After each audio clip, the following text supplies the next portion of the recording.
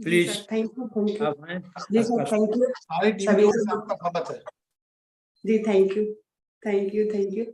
और मैं बहुत सौभाग्यशाली हूँ। सबसे पहले तो सभी को गुड मॉर्निंग और मेरे सभी सीनियर साथी को प्रणाम एंड चरण स्पर्श। इतना बड़ा मंच पे मुझे बोलने का मौका मिला, ये अपने आप को मैं बहुत ही सौभाग्यशाली समझती हूँ, क्योंकि ये बिजनेस नहीं रहता तो मैं आप लोगों के बीच में नहीं रहती, क्योंकि कोई नहीं जानता कि ये नमिता द्विवेदी है कौन। तो इसलिए सभी को सबसे पहले तो धन्यवाद, मुझे इनवाइट करने के लिए बीपी तिवारी सर को, जो मेरे एक पिता के स्वरूप है, उनको मैं तहे दिल से शुक्रिया अदा कर रही हूँ। और मैं बहुत छोटी सी और बहुत ही दर्दनाक कहानी है और मैं आप लोगों के बीच में वो रखने जा रही हूँ। जैसे कि सब लोग जानते हैं कि कोई भी लक्ष्य बड़ा नहीं, जीता वही जो डरा नहीं। कोई भी लक्ष्य बड़ा नहीं, जीता वही जो डरा नहीं। तो ये बहुत ही मतलब जिसके अंदर का वो डर निकल जाता है वो हमेशा सक्सेस हो जाता है। और इसी सक्सेस की कहानी एक मेरी है कि मैं सबसे पहले अब मैं अपना परिचय दे दूं तो मैं यूपी बलिया से, मैं नमिता द्विवेदी और टेक्निकल अचीवर यूपी बलिया से बिलोंग करती हूँ। और बहुत ही खूबसूरत ये बिजनेस हम लोग को मिला है, जो अपने बिजनेस को हम लोग जी रहे हैं और अपने लक्ष्य को एक बहुत ही खूबसूरत तरीके से, एक लक्ष्य को पाने के लिए एक मन में हौसला लेके इस मंच पे आए हैं कि मेरे जैसी हर महिलाएं आज जिस मंच पे मैं हूँ, ये मेरे आने से मेरे खुशी नहीं है और मेरे टीम की हर महिलाओं का एक कहानी बने और यूट्यूब चैनल पे चले, तो उससे ज्यादा खुशी मेरे को इस दुनिया में कुछ नहीं मिल सकता है। किस्मत का तो पता नहीं लेकिन मुझे विश्वास है, किस्मत का तो पता नहीं लेकिन मुझे विश्वास है, मेरी मेहनत रंग जरूर लाएगी, आने वाले रंगों के त्योहार होली की अग्रिम शुभकामनाएं सभी को। और मेरा एक छोटा सा परिचय है और मैं अपने कहानी के माध्यम से आप लोगों को बता रही हूँ कि मेरी शादी 2005 में हुई थी और उस टाइम सर एक मल्टीनेशनल ग्रुप में काम करते थे, इंजीनियर के पद पे थे। और सभी माँ बाप का एक मतलब इच्छाएं होती है कि मैं अपनी बेटी की शादी एक नौकरी वाले से करूं। वही मेरे भी माँ बाप का एक इच्छा थी कि मैं भी अपनी बेटी की शादी कोई अच्छे पोस्ट वाले, कोई अच्छी नौकरी वाले करे।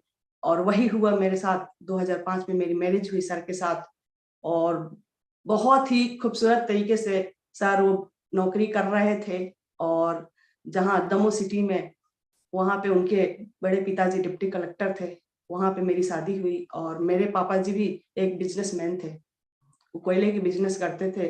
तो सबको पता है कि कोयले के बिजनेस, लोग कहते हैं कि जब कोयले में कोई हाथ डालता है तो सोना बन जाता है। मैं भी एक बिजनेसमैन की लड़की थी और मेरे भी कुछ सपने थे कि मेरी भी शादी होगी तो कोई ऐसे व्यक्ति से होगी जो मेरे सारे सपनों को पूरा करे।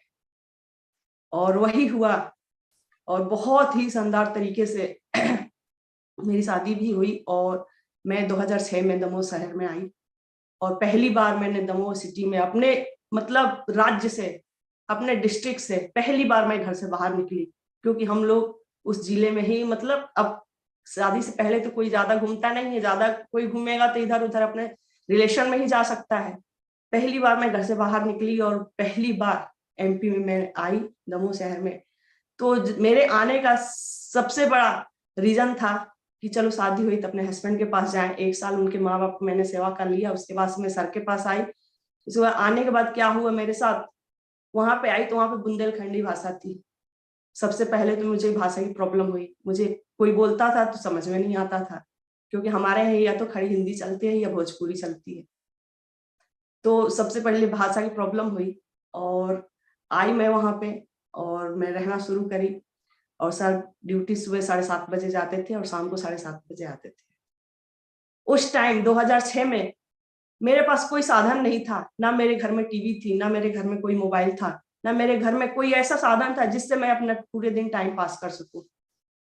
लेकिन उस टाइम बहुत ही मतलब एक ऐसा मेरी लाइफ, एक ऐसी लाइफ निकली कि मैं पूरे दिन जब सर चले जाते थे तो रो रो के पूरे दिन शाम कर लेती थी, क्योंकि पहली बार मैं बहुत बड़ी फैमिली से आई थी और पहली बार अकेले अकेले एक कमरे में बंद रहती थी सुबह 8 बजे से लेकर रात में 8 बजे तक।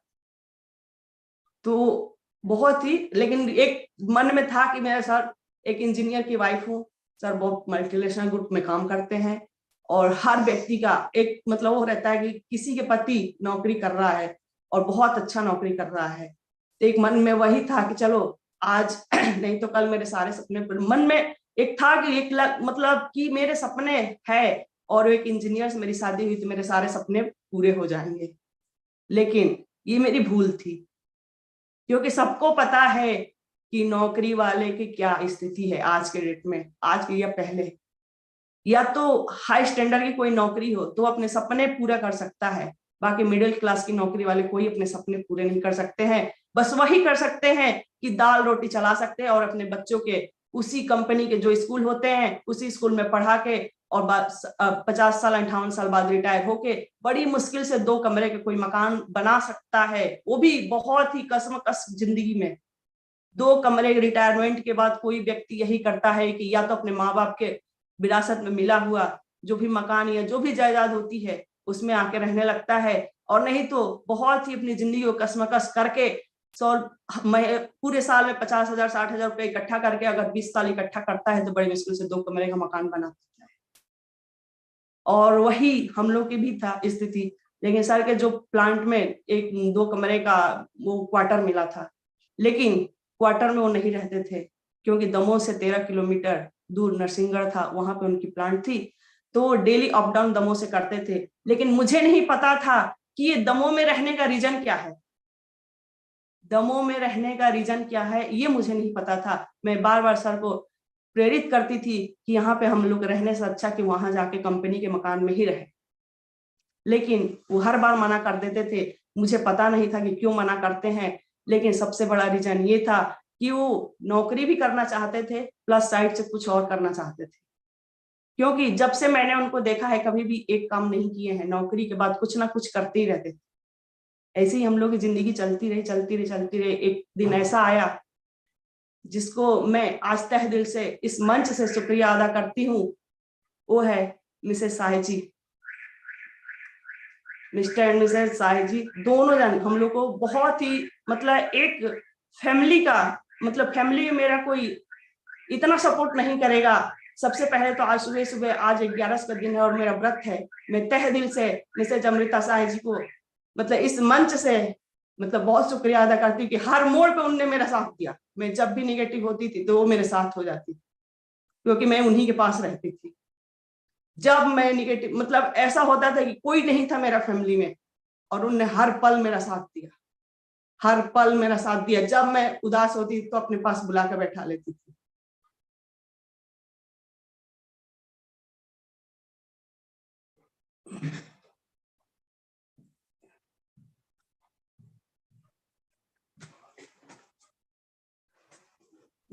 बहुत ही बहुत ही शानदार था। और उस टाइम जब मैं कोशिश करती थी कि मैं सर को मतलब सुबह से शाम हो जाती थी, मेरे पास कोई साधन नहीं था अपनी दिनचर्या को आगे बढ़ाने के लिए, तो मैं मिसेस शाह जी के यहाँ बैठ के वो हमेशा मेरे मतलब उत्साह को बढ़ाती थी कि तुम परेशान, मैं जो सोचती थी कि मैं यहाँ दिन भर क्या करूंगी, इससे अच्छा तो मैं अपने घर ही चली जाऊँ मतलब वहां यूपी में। फिर वो कहती अरे तुम्हारी शादी हुई है तो तुम्हें अपने पति के साथ रहना मतलब पड़ेगा ही। लेकिन उस टाइम हम लोग के पास एक बहुत ही शानदार एक खूबसूरत बिजनेस आया जिसका नाम आरसीएम बिजनेस था। और मुझे पता नहीं था, सर तो पहले से ज्वाइन कर किए थे, लेकिन मैं सोचती थी कि सर ड्यूटी से आते हैं और शाम को 7:30 बजे आते हैं, आके जल्दी से बैग रख के और चाय पी के फिर 8-9 बजे निकल जाते थे, ये चल क्या रहा है। तो मैं अपने मन में सोचते सोचते एकदम से मैं बस पूछती थी कि आप कहाँ जाते हैं लेट नाइट, तो बिजनेस करने जाते थे। लेकिन ये बिजनेस है क्या, मैं बहुत ही मतलब अपने आप एकदम से ज्यादा मैं बोल भी नहीं पाती थी, पीछे भी नहीं पड़ पाती थी। लेकिन मेरे मन में कोई डाउट फील होता है, सबको पता है कि जो शादी करके अपने हस्बैंड के पास आई, जिसके पास और कोई फैमिली नहीं है, बस 2 ही लोग उस मकान में है, और दिन भर तो मैं इंतजार करती थी कि ड्यूटी से आके चलो शाम को तो साथ में रहेंगे, तो चलो पूरा दिन तो निकल गया, कम से कम शाम रात तो अच्छी निकलेगी। लेकिन ये ऐसा मेरे सोच से कुछ उल्टा होने लगा। दिन भर मैं इंतजार करके थक जाती थी और शाम को भी आने के बाद भी कुछ फिर वही, फिर बैग लेके बाहर निकल जाते थे कि क्या है ये, कहते मैं बिजनेस करता हूँ। मैं ये कौन सी बिजनेस है। ऐसे चलता रहा बहुत कुछ दिनों तक चलता रहा। फिर मैं बार बार मैं अमृता साह जी से बोलती थी कि भाभी ये कुछ हो क्या रहा है, मेरे को तो कुछ समझ में नहीं आया। कहती है तुझे पता नहीं है, मुझे भी पता नहीं है कि चलता क्या है, क्योंकि वो भी जाते हैं और नीचे वो भी जाते हैं, दोनों लोग साथ में निकल जाते थे और हम लोग इंतजार करते करते 12, 1, 2 बज जाए, क्या है कुछ समझ में नहीं आता था सिस्टम। और उस आरसीएम की हम लोग एबीसीडी कुछ भी नहीं जानते थे कि आरसीएम है क्या, आरसीएम में क्या होता है, कैसे प्लान, क्या प्लान बोलते थे लोग, प्लान दिखाने गए, ये वो बहुत सारी।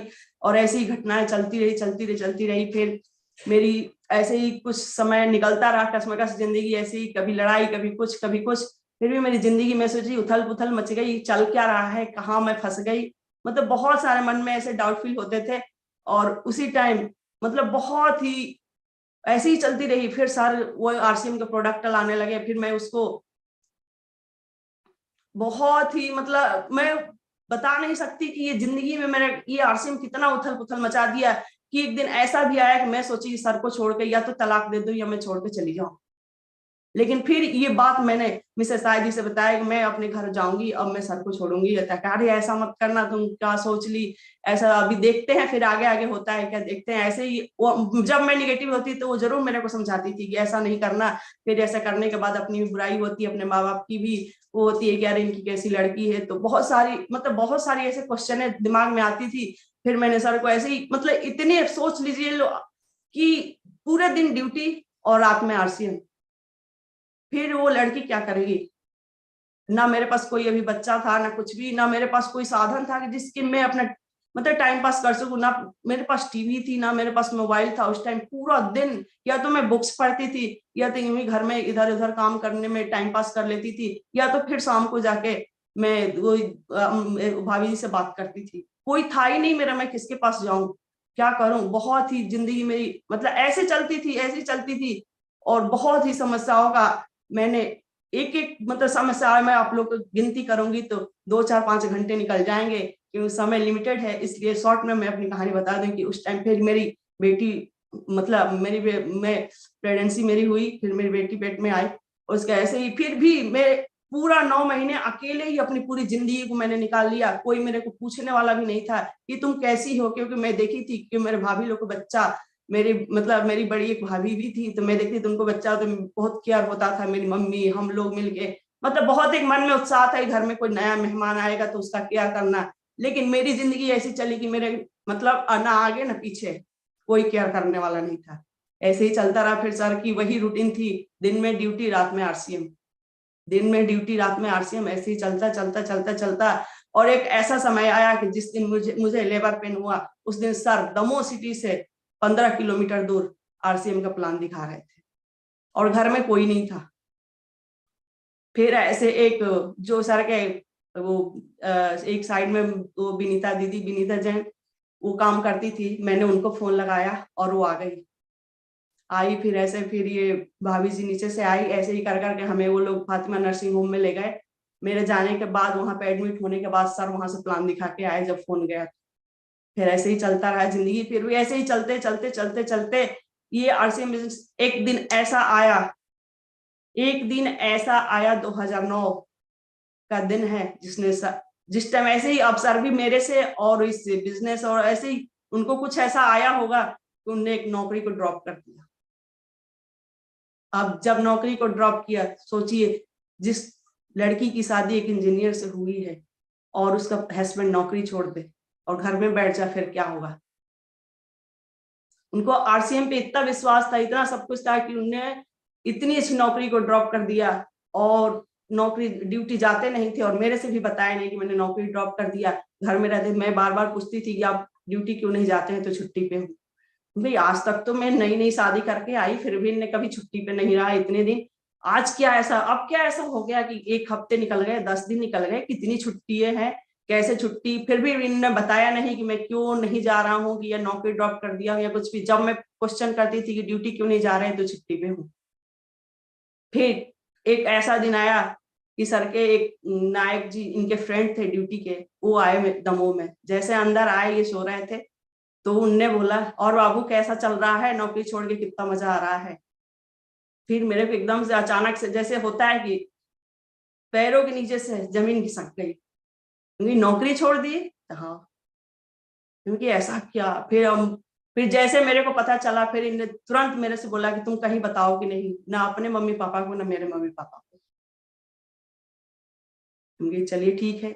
सो अब मैं तो अपने आप में, जिसके पास एक 9-10 महीने की लड़की हो और जिसका हस्बैंड नौकरी छोड़ के घर में बैठा हो, फिर सोचिए, फिर मेरे आरसीएम पे, उस टाइम सर आरसीएम करते थे और ऐसा नहीं था कि नौकरी से कम कमाते थे, नौकरी से ज्यादा आरसीएम से पैसा आता था। लेकिन फिर भी मैं बिल्कुल निगेटिव, मैं आरसीएम में मुझे एक मतलब 1% भी कोई विश्वास नहीं था कि ये आज पैसा आ रहा है कल आएगा कि नहीं। मैं उस टाइम ही सर के मतलब अच्छा इनकम आता था आरसीएम से, लेकिन मैं बिल्कुल उससे 1% कहीं से भी मेरे को आरसीएम से कोई लगाव नहीं था। और बहुत ही शानदार ऐसे चलता रहा सर। फिर 2009 फिर मैं बिल्कुल विरोध घर में करती रही आरसीएम के बारे में, ना कोई मैं प्रोडक्ट यूज करती थी, ना कुछ भी A to Z कुछ भी नहीं। फिर सर को कुछ ऐसा लगा होगा, उनने बोला कि एक मतलब बहुत अच्छा मतलब प्रोग्राम हो रहा है जबलपुर में, तुम चलो।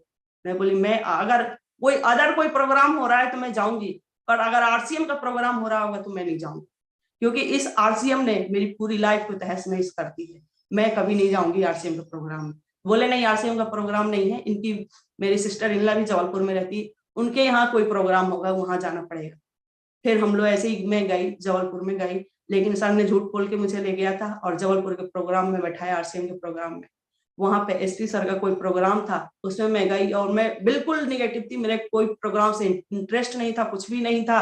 और मैं गई उस प्रोग्राम में, बड़ी मुश्किल से मैं बैठी, मैं बैठना भी नहीं चाहती थी, लेकिन मैं बैठी। और बैठने के बाद जब मैंने देखा कि वहां पे ऐसे ऐसे लोगों को, मतलब ऐसे ऐसे लोग हैं जो कि 50,000, 1 लाख ऐसे ऐसे इनकम वाले लोग, 25,000, 30,000, उस टाइम 50,000, 25,000 जो 2005-06 में उसकी बहुत महत्वता थी, क्योंकि सर की सैलरी भी ऐसे ही थी 12-13 हजार रुपया। तो मैं सोचती थी चलो सैलरी 12-13 हजार, इसमें तो 25,000, 50,000 भी लोग कमा रहे हैं। फिर थोड़ी सी मेरे मन में ऐसा कुछ हुआ कि चलो ठीक है, जहां तक अब कुछ नहीं है तो ठीक ही है, ऐसा मन में। फिर वहां पे क्या हुआ कि एक सम्मान होने लगा स्टेज पे, वहां पे फूल माला पहनाया गया, वहां पे डीजे वीजे बजने लगा, वहां पे सर का भी उस टाइम राइटी हुई थी, तो सर का भी वहां पे बहुत अच्छा सम्मान हुआ, बहुत सारे लोग ने फूल माला पहनाए। तो मुझे को दिमाग में थोड़ा सा ऐसा लगा कि पैसा तो सभी कमाते हैं, पैसा तो कहीं से आ ही जाएगा, लेकिन इतना सम्मान, इतना बड़ा सम्मान, इतने बड़े स्टेज और इतनी खूबसूरती से फूल माला पहनाया जा रहा है, कुछ तो है इसमें। फिर वहां से मेरा दिमाग थोड़ा थोड़ा आरसीएम के प्रति डाइवर्ट होने लगा और मैं उस प्रोग्राम के बाद आई फिर वापस दमोह, और मैं धीरे धीरे फिर मैं पहले चाय पत्ती वगैरह यूज करने लगी, फिर साबुन वगैरह, उस टाइम बहुत कम प्रोडक्ट भी आते थे, तो ऐसे करने लगे। फिर मतलब थोड़ा बहुत मेरे को ऐसा एनर्जी उस प्रोग्राम से मिला।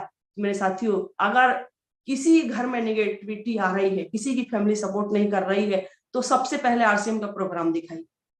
क्योंकि जब मेरा दिमाग डाइवर्ट हो गया आरसीएम के प्रोग्राम देख के, क्योंकि मेरे आरसीएम से इतनी नफरत थी कि मैं आरसीएम के नाम सुनना भी नहीं चाहती थी, क्योंकि आरसीएम ने मेरा सब कुछ छीन लिया था। आरसीएम ने मेरा मतलब जो एक पति पत्नी का प्यार होता है वो भी मेरे से छीना था ये आरसीएम। क्योंकि टाइम की और कोई ऐसा नहीं था कि मतलब सारे इधर उधर कुछ कर रहे हैं, लेकिन जब नया व्यक्ति या नई लड़कियां अपने पूरी फैमिली को छोड़ के किसी के, अगर किसके लिए आती है किसी घर में, तो एक इकलौता होता है उसका पति, जिसकी वजह से अपने सब कुछ छोड़ के, सब कुछ त्याग करके, एक पति के लिए सब कुछ त्याग करके उस घर में, और उसका साथ ना मिले तो सोचिए कि उसका क्या हाल होगा। और मैं आप लोग से बता दूं कि कम से कम 3 से 4 साल मेरे को ये नहीं पता था कि मेरी शादी भी हुई, क्योंकि सर के पास बिल्कुल टाइम नहीं होता था। और इसी की वजह से एक टाइम फ्रीडम के चक्कर में सर ने नौकरी को ड्रॉप किया था। और जब ड्रॉप किया, जब मैं पूछने लगी कि क्यों नौकरी ड्रॉप किए, तो बोले तुम्हारी वजह से, क्योंकि मैं तुझे टाइम नहीं दे पाता था। हम कि अगर मुझे टाइम नहीं दे पाते थे तो आप आरसीएम को छोड़ देते, तो नहीं, आरसीएम को तो मैं कभी नहीं छोड़ सकता हूँ। ऐसी मतलब ऐसे ही आरसीएम से इतना बड़ा, एक व्यक्ति को इतना बड़ा लगाव, और एक व्यक्ति को, घर में 2 व्यक्ति है और एक व्यक्ति को इतना बड़ा नफरत, ये दोनों चलते रहे। और बहुत ही शानदार ये आरसीएम बिजनेस है, और बहुत ही शानदार कि आज मैं उस दिन, अगर वो दिन मैं भूल जाऊं, तो आज मैं जानती हूँ कि अगर ये आरसीएम नहीं रहता तो मैं आप लोगों के सामने नहीं होती। क्योंकि सबको पता है कि एक नौकरी की लाइफ क्या होती है, नौकरी की पहचान नौकरी के उस प्लांट के अंदर, उस ऑफिस के अंदर ही होती है। क्योंकि जो प्लांट में 100, 200, 500 लोग होते हैं, वही जानते हैं कि अनूप द्विवेदी मिश्र नवता द्विवेदी है कौन, बस उतने ही लोग जानते हैं। लेकिन आज ये आरसीएम को बदौलत इतने बड़े मंच पे या इतने बड़े आरसीएम का परिवार में सभी को पता है कि ये नमिता अनूप द्विवेदी होती कौन है, ये है कहाँ की, इनकी परिचय क्या है, ये करते क्या है, सबको पता है। लेकिन मुझे नहीं पता था कि इतना बड़ा प्लेटफॉर्म, इतनी खूबसूरती इस बिजनेस में है कि इस बिजनेस के साथ साथ मान सम्मान ही बहुत, मतलब एक पैसा तो सभी लोग कमा सकते हैं, लेकिन आरसीएम में ये जो सम्मान मिलता है ये कोई नहीं कमा सकता है। आरसीएम मतलब पैसे हर व्यक्ति कमाता है, पर पैसे तो कहीं ना कहीं से आदमी अगर इस धरती पे पैदा हुआ है तो कहीं ना कहीं से अगर अपना जीवन, अपनी रोजी रोटी, अपने बच्चों का पालन पोषण, अपना खुद का पालन पोषण कहीं न किसी भी तरीके से पैसा कमाए, चाहे वो गलत तरीके से या सही तरीके से, पैसा तो हर व्यक्ति कमा सकता है, लेकिन जो ये सम्मान मिलता है वो कोई नहीं कमा सकता। और ये आज ये आरसीएम की देन है कि आज मैं आप लोग बता दूं, उस टाइम 2005-6 सात, मतलब 2005 से लेकर 2009 तक की मेरी जो जिंदगी थी वो बहुत ही दर्दनाक थी। वो मैं आप लोगों के पास शब्दों में बयान नहीं कर सकती हूँ, क्योंकि कितनी दर्दनाक मेरे साथ घटना हुई थी। उस दमोह शहर में रह के, एक कमरे के मकान में रह के मैं कुएं से पानी निकालती थी, क्योंकि दमोह शहर में पहले पानी की बहुत किल्लत थी।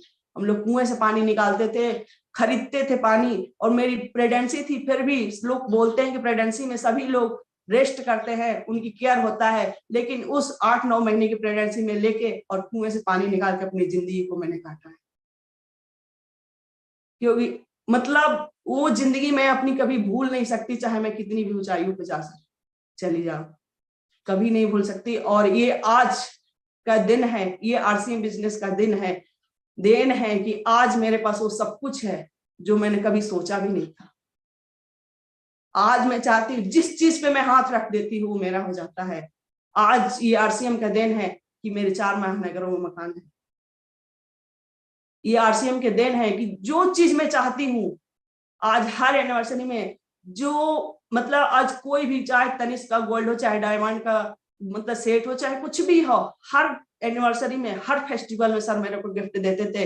लेकिन इतनी बड़ी सपने मैंने सोचा नहीं था, क्योंकि एक सपना मैंने वही सोचा था कि मेरी शादी एक प्राइवेट नौकरी वाले से हुआ है, तो सपने भी मेरे वहीं तक सीमित थे। मैं लोग हमारे गांव में कहावत कहते हैं कि जितनी बड़ी चद्दर हो उतने ही पैर फैलाना चाहिए। मैंने भी पैर उतना ही फैलाया था जितने मेरे चद्दर थे। मैंने भी सपना वहीं तक देखा था जितनी मेरी औकात थी।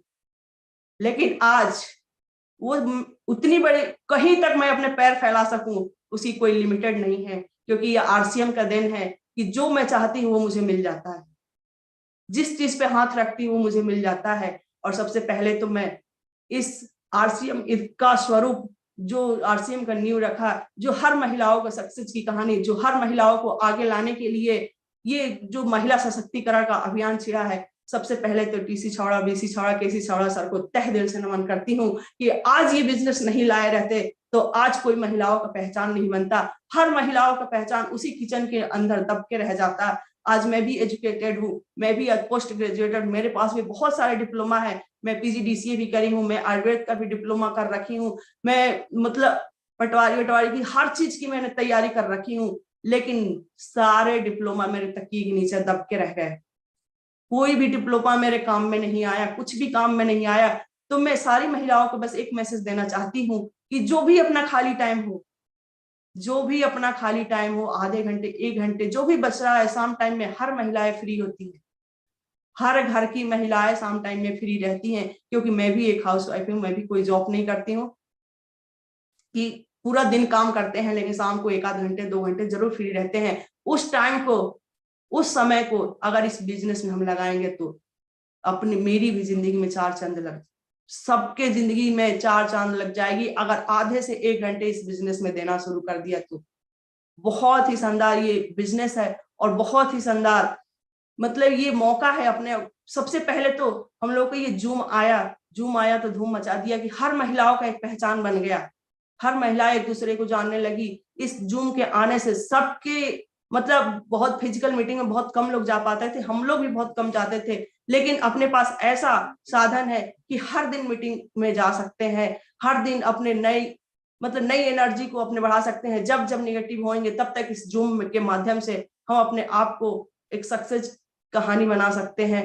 तो बहुत ही शानदार ये मौका है और बहुत ही शानदार हर महिलाओं के लिए है कि अपने पहचान बनाइए। कब तक अपने इस पहचान को उस किचन में दबा के रखेंगी? कब तक अपने बाप के नाम से जानी जाएंगी? कब तक अपने पति के रूप में जानी जाएंगी? कब तक अपने बच्चों के नाम से जानी जाएंगी? हर महिलाओं को अपना एक पहचान बनाना चाहिए, क्योंकि पता है कि एक हाउसवाइफ को की जिंदगी क्या होती है। उसकी ना कोई नाम होता है, ना कोई पहचान होता है, फिर भी करना 24 घंटा काम होता है। कोई पहचान नहीं होती एक हाउसवाइफ की, कोई पहचान नहीं, कोई पहचान नहीं। तो अपने सबसे पहले अपने पहचान को बनाने के लिए इस बिजनेस में आइए, क्योंकि पैसा तो आप कहीं से ना कहीं से कमा भी लेंगी, लेकिन पहचान नहीं कमा पाएंगी।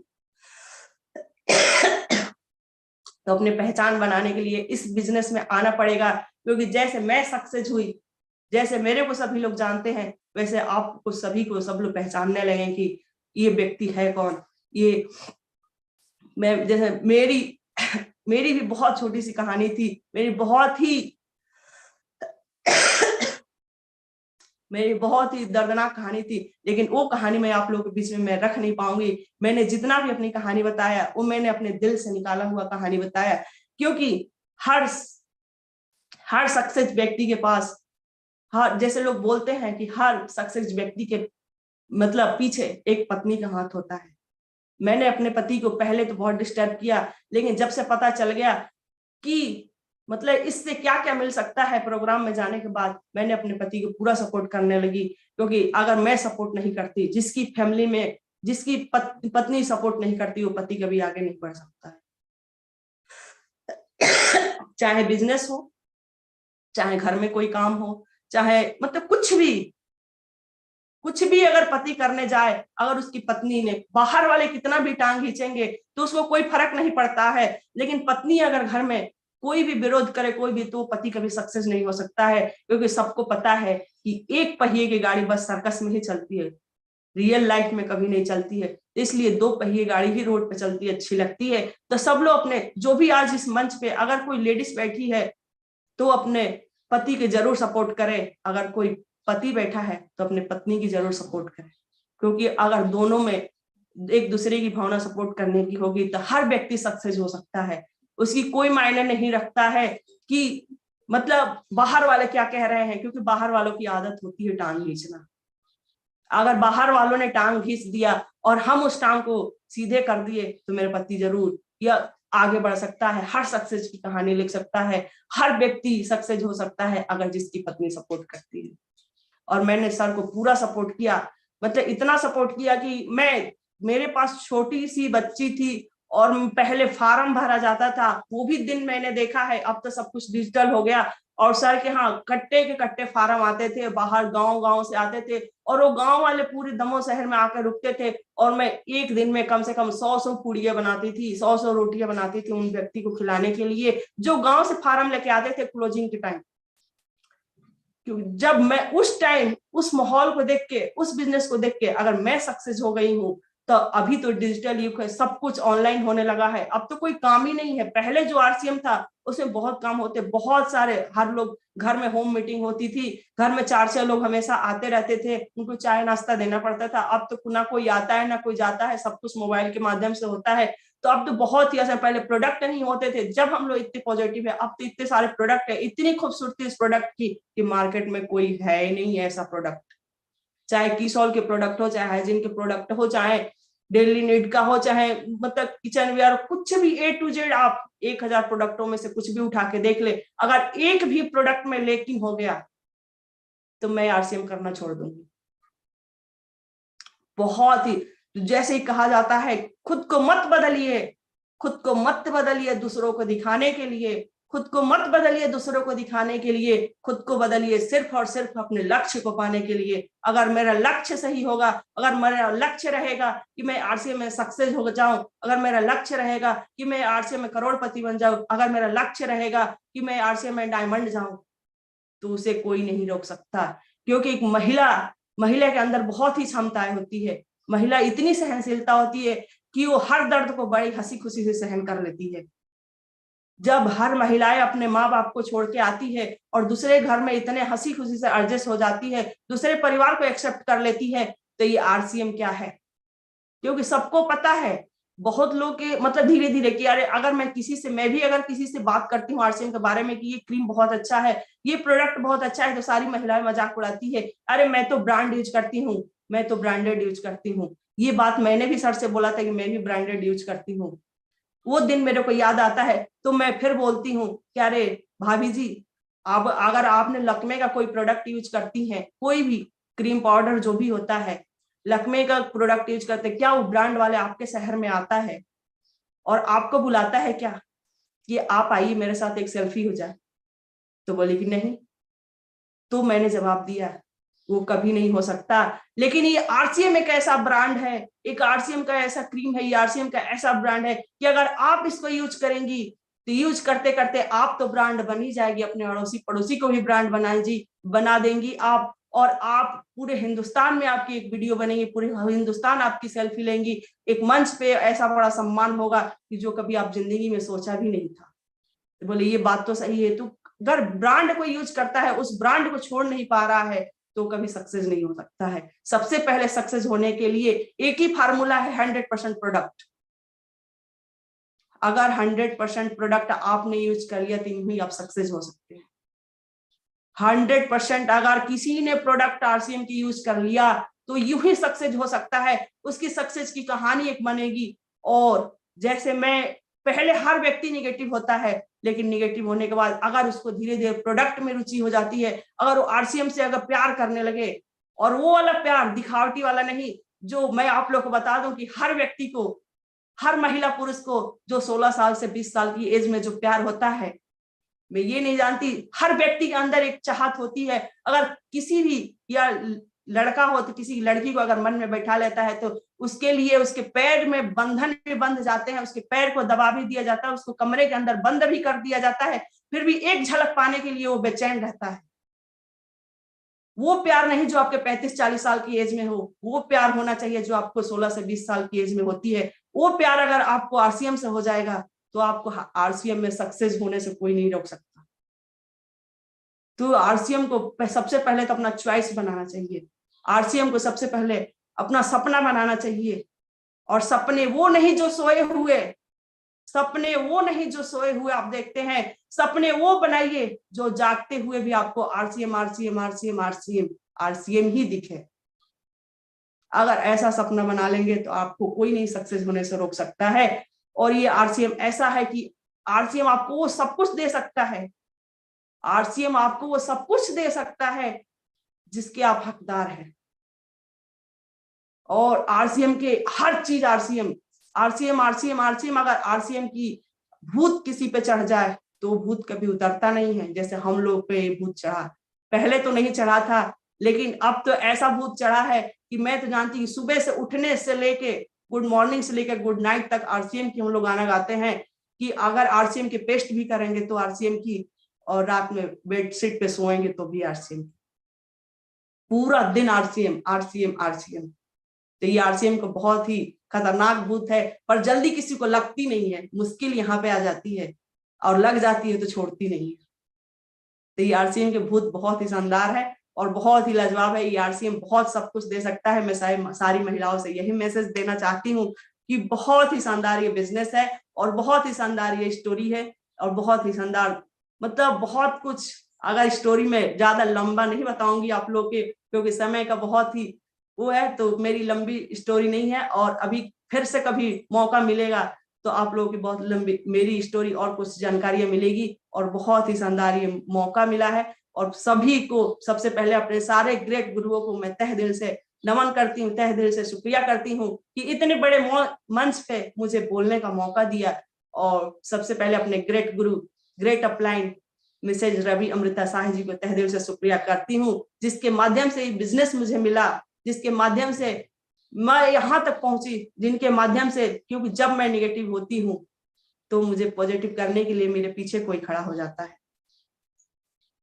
और आज सबसे पहले और उसके बाद से मैं मतलब छावड़ा सर को मैं तहे दिल से शुक्रिया करती हूँ कि ये महिलाओं को एक, क्योंकि सबको हर महिलाएं, जो महिलाएं का जॉब नहीं मिलता वो महिलाएं बहुत दुखी होती है और अपनी सारी जिंदगी एक किचन के अंदर निकाल देती है। तो आज जो भी हाउसवाइफ बैठी है, जो भी महिलाएं मतलब जो अपने कमरे में, जो अपने मकान के अंदर बंद रहती है, वो महिलाएं उभर के बाहर आए और इस आरसीएम में थोड़ा बहुत टाइम देना शुरू करे। तो आज जैसे मैं इस मंच पे आई हूँ, मेरी कहानी बन रही है, ऐसे आप लोगों की भी कहानी एक बनेगी। तो बहुत ही शानदार, बहुत ही लाजवाब, बहुत ही, अगर टाइम की कोई लिमिटेड ना हो तो मैं बात आगे बढ़ाऊं, अगर टाइम हो गया है तो मैं सबको तहे दिल से शुक्रिया कर रही हूँ। और मैं अपने पति को भी सब तहे दिल से शुक्रिया कर रही हूँ, मेरा पूरा सपोर्ट किए और मेरा पूरा साथ दिए। और पहले हम लोग निगेटिव थे, पहले हम लोग में मतलब वो चलती थी, लेकिन आज हम लोग एक बिंदास लाइफ, और ये आरसीएम का दिया हुआ सब कुछ है मेरे पास कि जहां जहां हम लोग ऐसे ऐसे टूर, ऐसा मतलब आज हम लोग चंडीगढ़ गए, वहां पे भी बहुत मजा आया, बॉम्बे गए, वहां पे भी बहुत मजा आया। तो आज आरसीएम ने मुझे सारे सपने पूरे कर दिया, सारे सपने। मुझे घूमने का बहुत शौक था और मुझे पता था कि अगर नौकरी में रहती तो मैं दमोह के आसपास ही कोई सिटियों में, कोई जगह, कोई मंदिर में घूम सकती थी, लेकिन ये आरसीएम के बदौलत पूरा हिंदुस्तान में घूम चुकी हूँ और अभी भी घूमने का बहुत मौका मिलता है। और सभी को तहे दिल से शुक्रिया करते हुए कि आज मुझे इतने बड़े मंच पे बोलने का मौका मिला, तो मैं 2 लाइन और बोल दूंगी कि चलती है गाड़ी, उड़ता है फूल धूल, चलती है गाड़ी, उड़ता है धूल, पहले मिलेंगे कांटे फिर मिलेंगे फूल, पहले मिलेंगे कांटे फिर मिलेंगे फूल, यही है कामयाबी का रूल, यही है कामयाबी का रूल। और सबको तहे दिल से शुक्रिया करते हुए सबको, सभी ग्रेट अपलाइनों को जय आरसीएम, जय आरसीएम, जय आरसीएम, शुक्रिया। थैंक यू, बहुत ही शानदार स्टोरी। मैं चाहूंगा एक बार शानदार ताली होना चाहिए इस मां शक्ति के लिए जिन्होंने